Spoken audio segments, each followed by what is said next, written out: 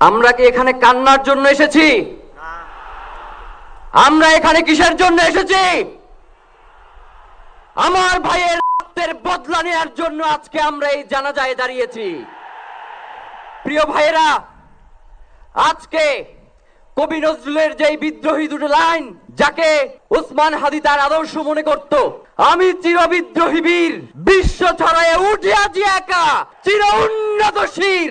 প্রিয় ভাইয়েরা, আপনারা জানেন শরীফ ওসমান হাদিকে এক সপ্তাহ 168 ঘন্টা আগে গুলি করা হয়েছে। এখন পর্যন্ত কি তার গ্রেফতার করা হয়েছে? সরকারের পক্ষ থেকে এখন পর্যন্ত কি গ্রেফতারের ব্যাপারে আপনাদেরকে আশ্বস্ত করা হয়েছে? তারা কি এখন পর্যন্ত আমাদেরকে জানিয়েছে যে উনি কোন জায়গায় রয়েছে? আমরা স্পষ্ট মনে করছি যে এখানে একজন নয়, এখানে পুরো একটা চক্র কাজ করেছে।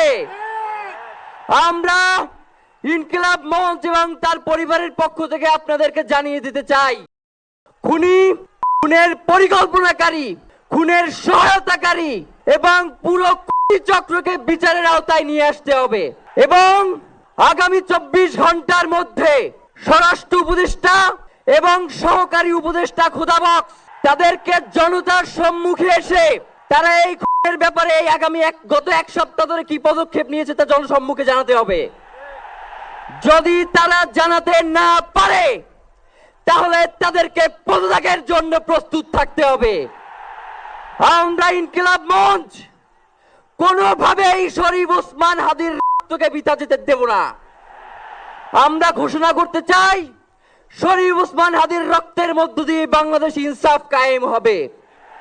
আপনাদেরকে তিনি বারংবার বলেছেন, বাংলাদেশের স্বাধীনতা সার্বভৌমত্ব রক্ষা এবং ইনসাফের লড়াইয়ের জন্য আমাদেরকে যদি জীবন দিয়ে দিতে হয় আমরা জীবন দিয়ে দেব, তবু ইনসাফের লড়াই ছাড়বো না।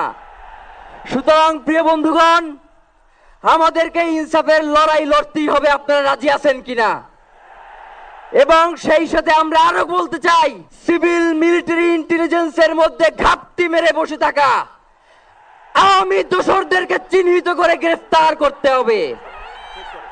প্রিয় সংগ্রামী বন্ধুগণ, শরীফ ওসমান হাদির পরিবারকে জানানো হয়, রাষ্ট্রের পক্ষ থেকে আপনাদেরকে যদি কোনো সুবিধা দরকার হয় আপনারা আমাদেরকে বলবেন। আমরা শরীফ ওসমান হাদির পরিবার থেকে রাষ্ট্রকে জানাতে চাই, যদি এই রাষ্ট্রকে রক্ষা করতে শরীফ ওসমান হাদির পরিবারের 5 সদস্য তার ভাই এবং বোনদের যদি রক্ত লাগে তারা দেওয়ার জন্য প্রস্তুত রয়েছে। তবুও এই খুনিদেরকে চিহ্নিত করে বিচারের মুখোমুখি করতে হবে। আমরা আপনাদেরকে আরেকটা ঘোষণা দিয়ে আজকের বক্তব্য শেষ করতে চাই, ওসমান হাদির নিরাপত্তার জন্যই কোন জায়গা থেকে তার লাশ নিয়ে যাওয়া হবে আমরা জানি না। ওসমান হাদি ভাই কি তিনি আমাদের লক্ষ কোটি তরুণের মধ্যে জীবিত রয়ে যাবেন ইনশাআল্লাহ। আপনাদেরকে জানিয়ে দিতে চাই, কোন ধরনের সহিংসতা ছাড়া আমরা যেহেতু ওসমান হাদির লাশকে আমরা জাতীয় কবি কাজী নজরুলের পাশে দাফন করার ব্যবস্থা করতেছি, আপনারা সবাই এই প্রোগ্রাম শেষে জনতা মিছিল নিয়ে শাহবাগে চলে যাবেন। আমরা ওখানে গিয়ে আপনাদের সাথে ফোনের পরে কথা বলবো।